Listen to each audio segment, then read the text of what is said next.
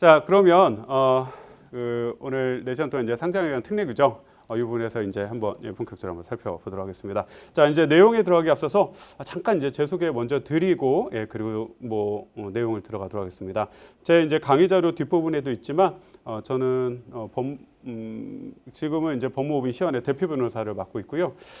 사법시험을 합격한 거는 이제 2002년 한일 월드컵 할 때 그때였고, 그리고 이제 사법연수를 마치고 이제 법무법인 KCL에서 근무를 했습니다. 그러다가 이제 2007년도 3월달에 좀 특이한 경력으로는 여의도 우리투자증권 그쪽에 이제 IB 본부에 입사를 좀 했는데요.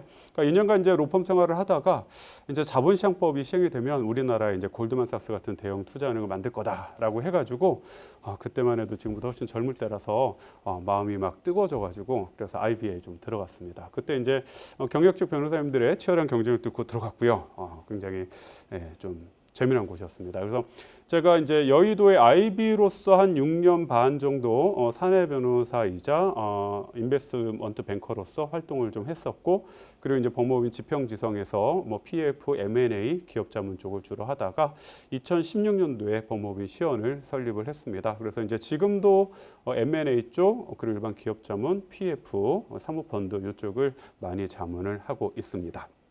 좀 이제 특이한 경력으로는 제가 이제 금융위 TFT에 한 3번 들어갔어요. 그래서 이제 우리나라 헤지펀드 처음 도입할 때, 사모펀드 제도 개편할 때, 그리고 이제 KOTC 프로라고 하는 이제 장외시장 그 제도 마련할 때 그때 좀 들어왔었고요. 그래서 자본시장 관련된 내용은 뒤에서 어떻게 좀 개정이 되는지 이런 비하인드 스토리도 여러분들께 좀 말씀드릴 수 있을 것 같습니다.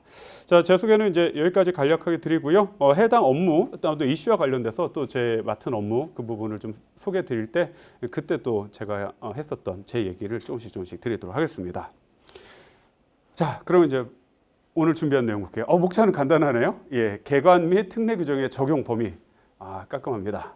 자, 두 번째, 상법상의 상장회사 특례 규정, 그리고 자본시장법상의 상장회사 특례 규정. 그래서 오늘은 이 크게 3가지를 배울 겁니다. 오늘 전체 이제 4시간이다 보니까 상법상의 특례 규정을 거의 2시간 조금 더 할 수 있고요. 그리고 이제 자본시장법 특례 규정 2시간 이렇게 시간을 좀 안배를 계획하고 있습니다. 그런데 이제 실제로 목차는 이렇게 간단하지만 내용을 보시면은 이제 분량이 좀 많아요. 이게 200페이지가 좀 넘어갑니다. 자, 분량이 이제 많은 거는 이제 자세히 보시면 위에 참고라고 되어 있는 것도 있고요. 그리고 법령을 제가 그대로 갖다 놓은 것도 있습니다. 때로는 법령의 내용을 한번 읽어보고 그쪽에다 밑줄을 긋고 체크를 하는 것이 구조를 이해하는 데 더 도움이 되는 조문도 있기 때문에 제가 법령까지 다 옮겨 적었습니다. 그래서 이제 분량은 좀 많은데 여러분들께 실제 강의를 하기로 할 내용, 그러니까 참고를 제외한 그쪽 내용을 중심으로 여러분들께 최대한 많은 내용을 좀 전달을 해드리도록 하겠습니다. 자, 그러면 이제 첫 번째 개관 및 특례 규정의 적용 범위부터 보도록 하겠습니다. 자, 상장회사 특례 규정의 연역 그리고 여러 가지 내용을 좀 정하고 있죠. 자, 그러면 이제 본격적으로 들어가면서 지금 혹시 코넥스 시장에 상장된 회사에 계시는 분 안 계시죠? 코넥스는 분명히 이제 상장회사의 한 유형에 해당되는데 예외 규정이 좀 많이 있어요. 혹시 온라인 강의를 들으시는 분들 중에서도 이제 코넥스에 계신 분들은 좀 계시지 않을까 싶기도 한데요. 코넥스는 좀 특례 규정이 다 적용되지는 않는 거고요. 그래서 코넥스에 관련돼서는 제가 몇 가지 적용이 제외되는 것 좀 모아놨으니까 그때 이제 좀 핵심적으로 말씀드리도록 하겠습니다. 자, 상장회사 특례 규정의 연역 입법의 경과를 잠깐 볼까요? 자, 이제 자본시장법이 2007년도 8월에 제정이 됐고요. 2009년 2월 4일에 시행이 됐습니다. 2년 6개월이죠. 2년 6개월간의 시행 유예 기간을 거쳐서 결국 이제 시행이 됐는데요. 자, 2007년, 8년, 9년, 1년 6개월이네. 1년 6개월. 1년 6개월에 그 유예 기간을 거쳐서 이제 시행이 됐는데 자본시장법이 제정 전에는 증권거래법이 있었습니다. 증권거래법 하에서는 상장법인 특례 규정이 다 증권거래법에 있었어요. 그래서 예전에 이제 법대 다니신 분들께서는 법대를 다니다가 상장해서 이제 법무팀을 가시죠. 자, 그럼 나는 이제 회사법에 재미가 있어서 회사법을 열심히 공부했어요. 그래서 나는 회사법에 대한 지식이 상당하구나라고 생각을 하셨는데 막상 회사를 가니까 제가 본인이 모르는 그런 규정들을 막 공부해야 된단 말인 거죠. 왜 그러냐면 분명히 주식회사지만 상장회사의 특례 규정은 상법에 있지 않고 증권거래법에 다 몰려 있었습니다. 그래서 그때 가서 다 공부를 했었어요. 자, 그런데 이제 자본시장법이 제정이 되면서는 이 부분이 좀 나뉘어서 규정이 됐습니다. 어떻게? 자, 원래는 상장회사 특례 규정도 분명히 주식회사에 관한 내용이기 때문에 상법의 내용으로 다 옮기겠다. 그렇게 이제 처음에는 계획을 했었었는데 금융위에서 아니 이제 재무관리와 관련 재무관리 부분은 사실 이제 법무부보다는 우리 쪽하고 더 민감한 부분이 아니냐, 그쪽으로 다 옮기는 거는 말이 안 된다라고 항의가 있었고, 그래서 절충안으로 이렇게 구조가 됐죠. 지배 구조에 관한 법률, 코퍼레이트 거버넌스 관련된 것은 어디에? 네, 상법에. 그리고 코퍼레이트 파이낸스 관련된 재무 관리에 관한 특례가 자본시장법 편에 이렇게 규정이 됐습니다. 자, 그래서 입법 경과 이제 결론적으로 말씀드리면 이제는 자본시장법이 시행된 지도 이제 뭐 10년이 넘었죠. 자, 우리 상장법인 특례 규정은 상법과 자본시장법을 나눠서 다 합쳐서 봐야 된다. 나눠서 규정되어 있기 때문에 그걸 먼저 기억을 해주시고요. 자, 자본시장법으로 가 있는 경우에는 자본시장법 시행령, 시행규칙 당연히 있죠. 뿐만 아니라 금융위 규정이 있습니다. 자, 그런데 자본시장은 크게 금융투자업자를 다루는 파트와 금융투자업자가 아닌 일반 회사, 예를 들어서 넥타이를 만드는 회사, 물통을 만드는 회사, 이런 회사들도 상장을 하면 자본시장법 적용을 받게 되어 있습니다. 그래서 꼭 금융투자업자가 아닌 경우에도 적용을 받는 그 부분, 자본시장 영역에 대한 규제를 하는 금융위원회 규정은 금융투자업 규정이 아니라 규정 이름이 이렇게 돼 있죠. 증권의 발행 및 공시 등에 관한 규정. 저는 이제 줄여서 증발공이라고 하겠습니다. 자, 증발공의 세부 규정을 정하고 있습니다. 즉, 증발공은 금융위원회 규정입니다. 자, 그래서 이제 증권회사에 계신 분들이라면 자본시장 전반 당연히 다 공부하셔야 되죠. 금융투자업 규정 공부하셔야 됩니다. 자, 그런데 증권회사에 근무하지 않는 회사라도 상장회사에 계신 분들은 결론적으로 상법, 자본시장법, 시행령, 시행규칙뿐만 아니라 증발공 규정과 증발공 시행세칙까지 공부를 하셔야 된다. 이렇게 말씀드릴 수 있겠습니다. 자, 넘어가겠습니다. 자, 그러면 우리 법정을 한번 볼까요?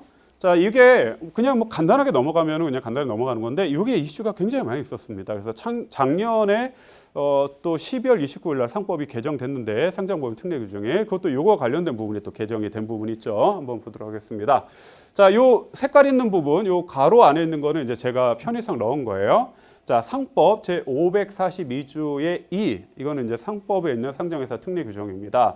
가로에 있는 부분을 제가 뺄 건 빼고 읽어볼게요. 이 절은 대통령으로 정하는 증권시장에 상장된 증권을 발행한 주식회사, 뭐 말이 좀 길어졌는데 이걸 상장회사라고 하죠. 그래서 이 절은 상장회사에 대해서 적용한다. 뭐 간단한 내용이죠. 자, 간단한 내용인데 2항을 단서 빼고 이제 2항을 한번 넘어갈게요. 이 절은 상장회사 특례 규정은 이 장이라는 게 상법 제3편 회사편의 제4장의 다른 규정이에요. 즉 상장회사가 아닌 일반 비상장 법인의 경우에 적용되는 원칙적인 내용이겠죠. 다시 이 상장회사의 특례 규정은 이 장의 다른 절에 우선하여 적용한다. 자, 이렇게 되어 있습니다. 그러니까 상장회사 특례 규정은 그리고 상장회사에 대해서는 이 특례 규정이 먼저 적용되고 다른 규정들은 적용이 배제되는 그런 형태가 되어 있죠. 일종의 특칙으로 이렇게 규정이 되어 있습니다.